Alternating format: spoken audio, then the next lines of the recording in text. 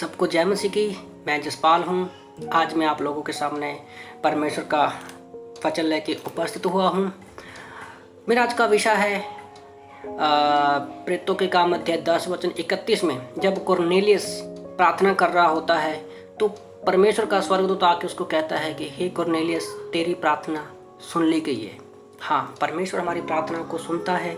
जब भी हम कोई भी प्रार्थना करते हैं, प्रभु हमारी सारी प्रार्थना को सुनता है।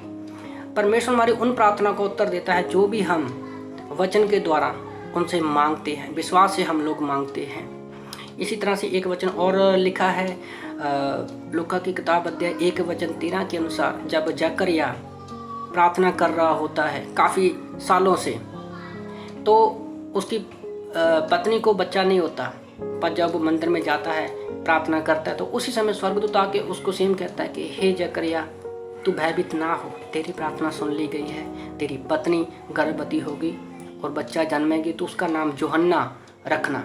और हम जानते हैं कि परमेश्वर को वो काफ़ी सालों से प्रार्थना कर रहे थे और परमेश्वर ने उनको यूहन्ना बपतिस्मा देने वाला दिया, क्योंकि परमेश्वर हमें अपनी प्रार्थनाओं का उत्तर, हमारी प्रार्थनाओं का उत्तर परमेश्वर अपने समय में देता है। याद रखिए, जब हम कोई भी प्रार्थना करते हैं तो हमें धीरज बना के रखने की जरूरत है। परमेश्वर हमारी सारी प्रार्थनाओं का उत्तर 3 तरह से देता है। फर्स्ट, जहाँ तो उत्तर परमेश्वर का उत्तर हाँ में होगा, दूसरा ना में होगा, तीसरा हमें इंतज़ार करने के लिए बोलेगा। तो जब भी हम भी कोई प्रार्थना करते हैं तो हमें इंतज़ार करना चाहिए। जैसे यूहन्ना बपतिस्मा देने वाले के बारे में हम लोग देखते हैं कि यीशु मसीह के आने से थोड़ा टाइम पहले उसके आने के लिए परमेश्वर ने योजना बनाई थी। तो परमेश्वर हमारी प्रार्थना का उत्तर सही समय में देता है। तो कभी भी हमें ये नहीं सोचना चाहिए कि परमेश्वर हमारी प्रार्थना का उत्तर नहीं देता। प्रकाशित वाक्य अध्याय 8 वचन 3 और 4 में परमेश्वर का वचन कहता है कि परमेश्वर हमारी प्रार्थनाओं को व्यर्थ नहीं जाने देता। हमारी प्रार्थनाएं जो भी करते हैं, स्वर्गदूत उन प्रार्थनाओं को परमेश्वर के सामने सोने के कटोरे में रखता है। प्रकाशित वाक्य अध्याय 8 वचन 3-4 में। तो देखो हमारी प्रार्थना कितनी मूल्यवान है कि सोने के कटोरे में जाती है। एक हम लोग और देखते हैं, पहला इतिहास अध्याय 4 वचन 9 और 10 में। वहाँ याबेश नाम का एक पीड़ा से पैदा हुआ व्यक्ति होता है। याबेश का मतलब नाम का मतलब होता है पीड़ा द्वारा पैदा हुआ। तो उसकी माँ ने उसका नाम पीड़ा रख दिया और लोग उसको ताने मैंने देते थे कि तू पीड़ा के द्वारा पैदा हुआ है।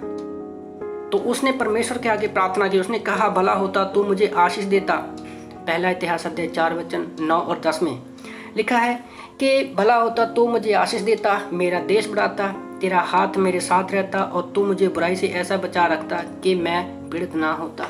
प्रभु का वचन कहता है वचन 10 की आखिरी लाइन में, जो कुछ उसने मांगा परमेश्वर ने उसने दिया। प्रभु कहता है कि मैंने तेरी प्रार्थना का उत्तर दे दिया है। एक कहानी हम और जानते हैं, पहला शमूएल अध्याय 1 वचन चैप्टर 1 में देखते हैं कि हन्ना जिसको बच्चा पैदा नहीं हो रहा होता, तो वो प्रार्थना करती है क्योंकि उसको काफ़ी जिल्लत सहनी पड़ती है। उसकी बहुत लोग मजाक उड़ाते हैं, उसकी शौहरत जो रहती है तो वो भी उसका मजाक उड़ाती है। पर जब हम देखते हैं पहला शमूएल अध्याय 1 वचन 16-17 में, एली के द्वारा परमेश्वर हन्ना को उत्तर देता है कि जा मेरी बेटी, इजराइल के परमेश्वर तेरी इच्छा के अनुसार वर दे। परमेश्वर ने अली के द्वारा बात किया कि तेरी प्रार्थना सुन ली गई है। और हम जानते हैं वचन 18 में वो उसने खाया पिया और फिर कभी उदास नहीं हुए। और उसके बाद हम लोग पूरी शमूएल की किताब में देखेंगे, पूरी बाइबल में देखेंगे, उसके बारे में दोबारा कभी नहीं लिखा कि वो उदास हुई। तो आप भी जब कोई प्रार्थना करते हो तो बताना चाहता हूँ कि आप लोगों को उदास होने की जरूरत नहीं है। प्रभु कहता है कि तुम्हारी प्रार्थनाएं सुन ली गई हैं।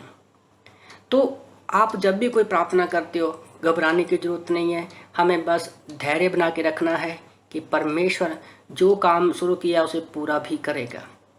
तो बस आप प्रार्थना में बने रहिए, संगति में बने रहिए। प्रेरितों के काम अध्याय 12 में हम देखते हैं कि पूरी संगति जब मिलकर प्रार्थना करती है उस समय भी परमेश्वर कलीसिया को उत्तर देता है कि तुम्हारी प्रार्थना सुन ली गई है, और पतरस को जेल से छुड़ा देता है। तो जब हम प्रार्थना करते हैं तो परमेश्वर को स्वर्गदूत भेजने ही पड़ते हैं।